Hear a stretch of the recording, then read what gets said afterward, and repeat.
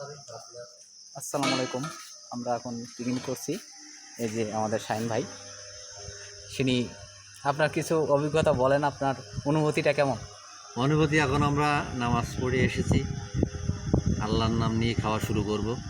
আল্লাহর রহমতে খাওয়া খুব সুন্দর হবে। ধন্যবাদ আপনাকে।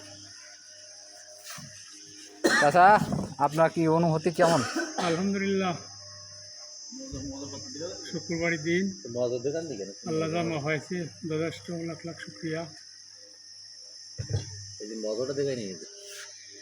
এই যে আমাদের পিকনিকের আয়োজন, এই যে এই লোকটা কিন্তু সেই লোক। এদিকে একটু ফেরো, একটু চোখটা উঁচু করো। ঠিক আছে।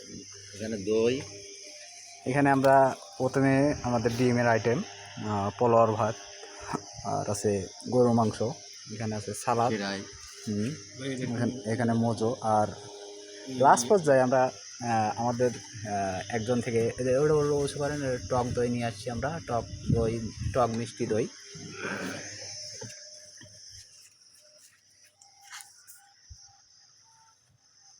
অনুভূতিগুলো অনেক ভালো লাগছে। আমরা অনেক দিন পরে একসাথে সবাই মিলে পিকনিক করতেছি।